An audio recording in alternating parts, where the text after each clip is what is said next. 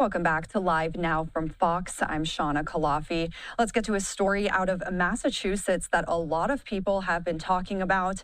This is the trial for Brian Walshe. The defense has rested its case in the Brian Walshe murder trial. He is accused of killing and dismembering his wife, Anna Walshe, around New Year's Day in 2023. And before this trial started, Walshe did plead guilty to charges of misleading police and improperly disposing of a body, but he is still denying that he killed Anna. His defense is claiming that he found his wife dead in bed after a New Year's Eve party. And we have this on X from the Boston Globe today. It says Brian Walshe's defense team rested its case in his murder trial without calling any witnesses. Jurors will hear closing arguments tomorrow. Now, for more on this case, let's bring in criminal defense attorney John Day. John, thanks for being here with us. Thanks for having me, Shawna. So this is a crazy story. A lot of people are watching this trial. And today, the thing that came out of it was the defense resting their case, not calling any witnesses, including the defendant himself. What's your reaction to that strategy? Well, the entire trial has been riveting. It's horrific. It's just one of the most awful situations you can imagine. And the defense in this case, remember, the defense doesn't have to prove anything. They don't have to put any witnesses on. The burden is on the Commonwealth, the prosecution in this case, to prove to a jury beyond a reasonable doubt that he's guilty of first-degree murder. And there was some talk about, would Brian Walshe take the stand in his own defense? You know, if you were a prosecutor, that would have been the cross-examination of a lifetime. It's something you would have been salivating over because his story throughout has been so just unbelievable. The idea that he found his wife dead in bed and panicked and then decided to dispose of the body rather than do what any other, any normal person would do. So the jury is faced with this fantastical story that they've got to, the defense wants them to believe. They want to believe that he just panicked and he wasn't responsible for her death. It was some kind of sudden, unexplained death. And so it's just a fantastical, unbelievable defense. And the idea that he would get up on the stand at that point and testify, I mean, not surprising that they didn't put him on. And another big question for people and a key detail in this case is that Anna's body still has not been found. So that can be a big obstacle historically to get a murder conviction. How does this important detail play in this case? It can be an obstacle. There's no evidence from the prosecution of her body being found.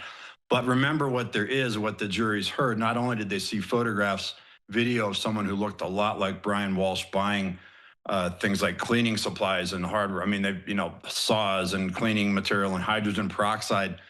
And then there is this series of searches online for things like how do you dispose of a body, questions about murder, questions about basically looking for a handbook on how to commit a murder, dispose of a body, do something that is just heinous and remarkably evil.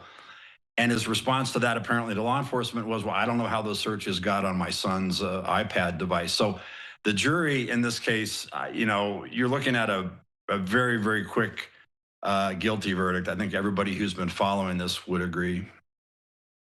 And you mentioned those surveillance photos that were released showing Walshe buying a hacksaw, hammer, as well as cleaning supplies. And that was on the same day that Anna was last seen. And during that testimony earlier this week, we heard from a forensic scientist saying that the DNA on that hacksaw closely matched Anna's DNA. How significant is this? It's significant, Shawna. And again, this is a case that is built on circumstantial evidence. That is the evidence that law enforcement and the prosecution has, but that's okay in a murder prosecution. Circumstantial evidence is still evidence, and they may not have a confession, they may not have video of a murder, they may not have eyewitnesses, but they have all these breadcrumbs that the prosecution says lead up to first-degree murder, a horrific murder of Brian Walshe's wife. And then the disposal of the body. Now, the jury doesn't know that he's already pled guilty to these other lesser charges, like disposing of the body improperly, misleading the police.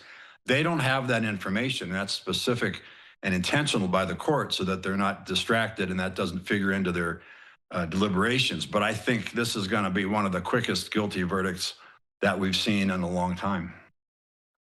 And we do know that closing statements are set for tomorrow. In your opinion, what can we expect from the courtroom come tomorrow? Prosecution is going to give a closing that is very matter of fact, lays out all the evidence, not a lot of emotion other than, this was horrific and Anna Walshe did not deserve to die. But here's what we know. The defense has got a much harder job because they've got to argue to the jury, look, he panicked. She was dead in bed. He did something that nobody else should have done, but he didn't kill her because there's no evidence that he killed her. That's going to be tough for those jurors to swallow. I think the idea that somehow this was an act of someone who was acting out of panic rather than intent. So I think you're going to see, they'll probably get together in the jury room, pick a four-person. That'll take maybe 10 minutes and then go through the evidence, but it's going to be a very quick verdict. I think everybody would agree who's been following this. And one more piece of information that you mentioned earlier was the Google searches. That is a key piece for prosecutors here. So how does that play in? Can you give us a little more details for people who might not have been following this case so closely? What was found in those Google searches and what is the defense claiming as the reason for those searches? Right. Well, we used to call this, in the pre-digital age, we called this a paper trail. Now it's a digital trail.